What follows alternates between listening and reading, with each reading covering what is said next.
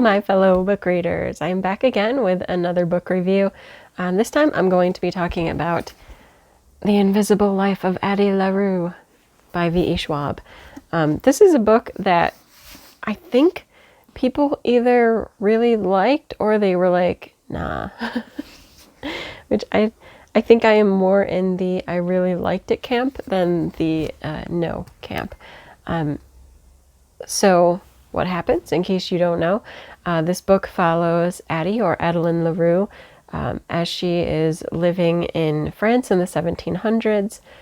And it essentially tells her backstory. You know, she's a woman, it's the 1700s, so you can kind of get right away that she doesn't have a lot of rights. She doesn't have really any freedom, and at one point, she is expected to get married to a man that she really does not want to marry. Not only will she have no freedom anymore, but she just really does not want to marry this person. And, you know, she doesn't necessarily have a choice. As a woman, she's kind of going to be forced to have to do it in order to even survive. But she's desperate and she doesn't want to do it. So she runs away before the wedding into her like forest area, whatever. It's still on her estate, I believe, her home. And she's just essentially pleading for anyone to hear her and save her from this life and what's going to happen. She doesn't care how. She just doesn't want to do this, and she'll do anything. And someone or something does hear her and respond to her and offers her a deal that, you know, I can get you out of this, but it'll cost you. And at this point, Addie is so desperate that she agrees to this deal.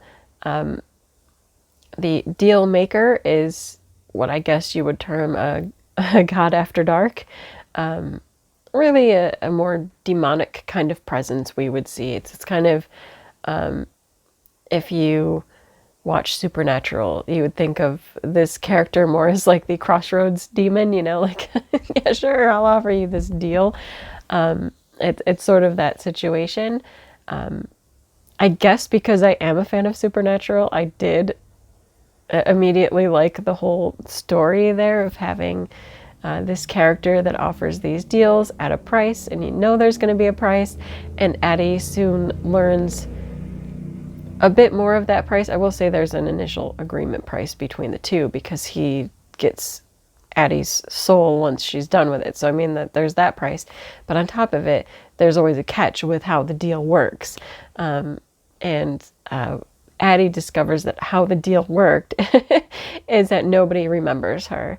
And not just in a sense where you can meet the person and form a new relationship. It's the moment she's out of someone's sight, they don't remember her at all. So it's a constant reintroduction, and this really, I don't know, for Addie, it gets to be a sense of loneliness. So I don't know. It's kind of heartbreaking to me very early on, you know, after she makes the deal and she tries to go to her house and see her mother, and her own mother rejects her. And I mean, her family essentially rejects her because they can't remember who she is. And they're like, get out. And we don't have a daughter. And they're just forcing her out. And it's really sad and emotional. And on top of that, she goes to another character that she's grown up with. And the one really who taught her about like the gods after dark and to watch how you interact and do these things. And she's trying to tell this person, like, I made a mistake and I need help, because she does believe Addie about what happened. So she says, just wait here, I'll be back and I'll get whatever together. But once she turns away from Addie, she can't remember any of that. She can't remember that she met her. And of course, she turns around and sees Addie, and it's like, who are you? What are you doing here? And again, like, Addie's alone, and she has no defense or way of protecting herself because nobody can remember her or meeting her or anything. And it's just crazy, like how, I don't know, for me, I put myself in that character's position and just thinking, like, what would that be like if nobody knew you or could remember you or recognize you like seconds after meeting you? That'd be so hard on a person. And so that does happen to Addie, and she's really torn up about it. And she doesn't know what to do from here. And I don't want to get too much into like what happens. Some very not so great things happen to Addie, or she has to make certain decisions that she probably wouldn't have made otherwise. But she quickly learns to do whatever she has to in order to survive. And that part of her narrative will be parallelly told. That part of the story will parallel events that are happening in the current time. In current time, Addie is in New York City, and she, is she's kind of used to her way of life now. She knows about people forgetting her. You do still get this sense of utter loneliness from her, because even if she meets up with somebody, spends the night with them, they always forget her the next morning. And so even relationships are built on, they get to know each other for that day, and she remembers that person forgets her.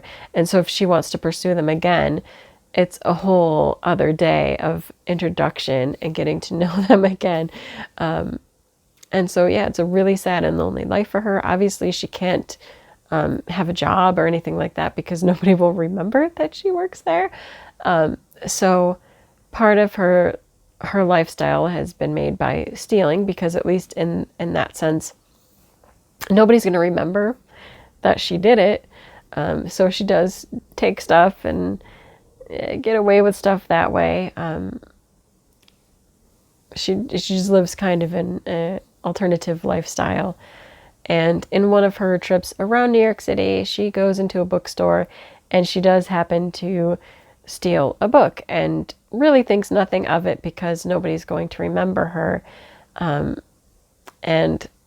I can't remember if she finished the book and she goes to return it to find something else, but she does go back to the bookstore, and surprise, surprise, somebody remembers her. So the bookstore worker, Henry, is like, what are you doing? And she's like, what do you mean, what am I doing? I'm just visiting the store. I'm going to figure out. He's like, no, you just stole from us yesterday, and you need to go. And of course, Addie is immediately intrigued, because here is somebody that remembers her, and she keeps trying to test it to see if Henry will forget, and Henry keeps remembering her. And so she's really drawn to him immediately, because finally she feels a little less alone. Somebody else remembers her. And I don't know, I just find it so fascinating. One, seeing Addie's story develop from the past and what she's had to undergo in the past, and the struggles with people forgetting, and how she learns to make her own way. It's just fascinating. You also do get to see more of the God after dark, the kind of demonic presence who Addie names Luke. His looks when he appears to Addie is kind of her dream lover version. It's somebody that she imagined when she was younger, kind of like this princely figure, and that was how Luke appeared to her. But of course, after the deal and all the struggles that Addie has to put up with in her life, she calls him Luke, short for Lucifer, because he just is dark and just like the devil to her.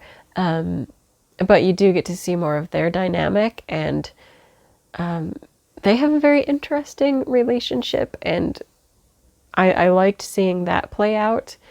It was also very interesting that Henry, who is a charming character, has similar looks. So I think that also pulled Addie in quite quickly. Like, why does he look so much like kind of the man that she always dreamed about as a young girl? And I don't know. Of course, the big mystery is, why does Henry remember her? What is going on there? What is his story? And that's the big mystery that you have to unravel. And I don't know, I liked it. I thought it was engaging. I liked the characters. I liked getting the story. And even if some bits got drawn out because you are capturing that isolation and loneliness that Addie feels, I felt like that was important because you do have to get into the character and why she is the way that she is, and how things happened. I don't know. I really liked it. It's not my favorite V.E. Schwab book. My favorite book is actually a series of books, which is the Darker Shade of Magic series. That's my favorite, but I would put this right below it with Vicious. These would be like probably my next two favorites. I think it was very engaging. I don't know. I liked pretty much everything about it until the very end. I did not like overly love the ending, but there was enough to it where I could see possibly even more story coming in this world. I would welcome that. Yeah, I don't know. I would be interested. Like, it's not a terrible ending. It's not necessarily the ending you would hope for. I don't know.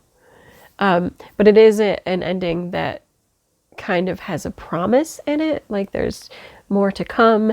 There's something else that will happen. And I don't know. I really, I enjoyed the book in general. It was really good. And of course, I have this beautiful edition that you can watch my opening of this and what I got inside. And I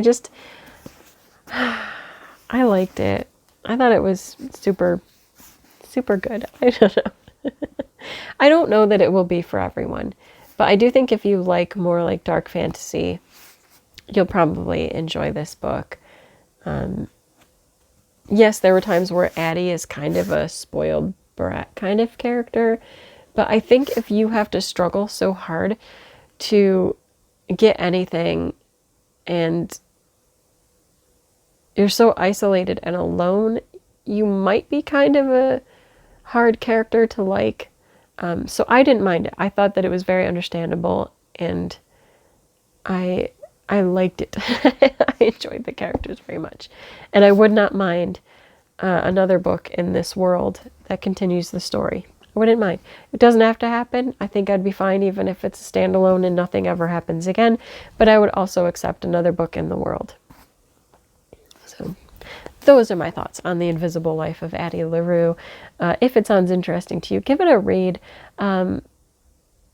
Yes, I've seen mixed reviews, but I still encourage people to try the books. If you were in any way pulled into this book, give it a try. What's the worst that can happen? You stop reading it? Like, it's not the end of the world.